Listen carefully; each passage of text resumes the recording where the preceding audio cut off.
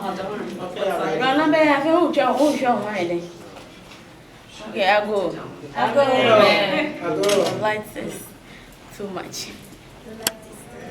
Thank you. Well, you're all welcome to the Du Bois Memorial Center. My name is Miss B.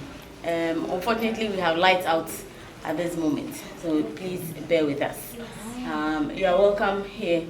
This is Patricia. She's an intern. She's new, and she'll be taking over when I'm done with the little introduction. So this was Dr. Du Bois's home when he emigrated to Ghana in 1961. He was here at the invitation of our first president, Dr. Nkrumah, to direct an encyclopedia, a book that would contain knowledgeable facts about you and I, our race. Du Bois had dedicated most of his life to the black race, and he had written extensively on us.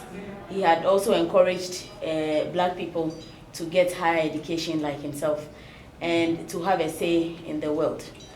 And he also mentioned that we should make sure we are head of, and that we have something for the world, and so we shouldn't be shy of our race. He was here in 1963 because Nkrumah chose him as the director of the Encyclopedia Africana project. Unfortunately, he passed in this house on 27th August in 1963. That's about 52 years ago. He was given a state burial, buried in a vault at the Christianborg Castle in Osu. And then some 23 years later, his remains were reinterred, and so we have him reburied here. The center was established in June 1985, and we've been running as such. We are a Pan-African center and a cultural center under the Ministry of Tourism, Culture and Creative Arts. Our salaries are paid by the government, and then the tour fees you pay are used to run the museum. We have an administration, the museum, a guest house, and some other spaces that we rent to the general public for other events. The AAAG, which is the African American Association of Ghana, and the Caribbean Association of Ghana, together with some others, also have their offices on our compound as well. Now, out there where we have the exhibits or those things we are selling was the Du Bois's porch, and we now use it as our shop. The center takes 20% off any item that is sold there to support itself, and so you are welcome to purchase or to have a look at what we have. The only thing there is that the artworks on there are a few artworks there, and the artists do not want their works to be photographed because they don't reproduce, and so that's the only part of the house that you can't take photos of. This was their living room, which we term our Pan-African Gallery, and for the first time you see we've changed our gallery. We've really changed. These new exhibits we have here are on the Du Bois's personal life and some of the things they did for the continent.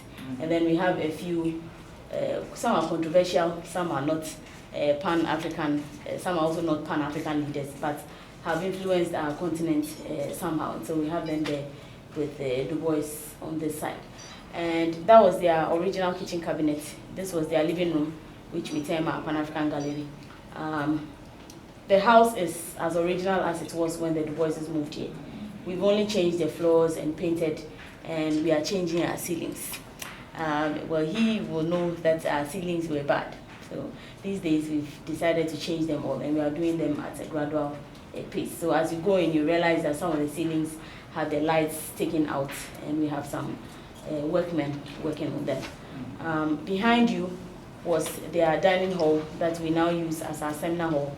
And we have some photo exhibits on the black people of Colombia in there also. Then we'll go in and see where the Du Boises used as their personal library and study. There are 1,500 books in there. You are not allowed to touch them, but to read from the spine or take photos. Then from there, you see the Mrs. Du Bois's room, and then from there we'll see their bedroom, and then we'll finally see where they are buried. In there was a guest room that we now use as our public reading room. And so besides the private reading room in there, we have that one that says students. We have Pan-African clubs in almost all the senior high schools in Accra, and we host events and memorial lecture series in memory of Du Bois, George Padmore, Nkrumah, and all other Pan-Africanists, or any other person that has Africa and the continent at heart. You are welcome to look around, and that is Patricia. she will help you or assist. If you have questions that she's not able to answer, I will be willing to support her when you call my attention, but I'll be sitting out there. One quick question. Where was he immigrated from? Du Bois was from the U.S. He was born in Great Barrington in Massachusetts. And yeah, he was married twice. His first wife, Nina Goma, passed, and then he got married to the second one, Shirley Graham Du Bois, with whom he was here in Ghana with.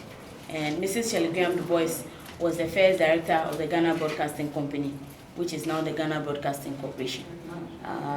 She was teaching in several universities in the world and passed in China in 1977. She was cremated, and we have her ashes here.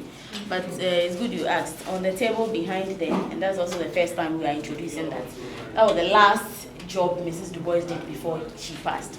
And that is on their life, Du Bois and his wives, herself and the first Mrs. Du Bois.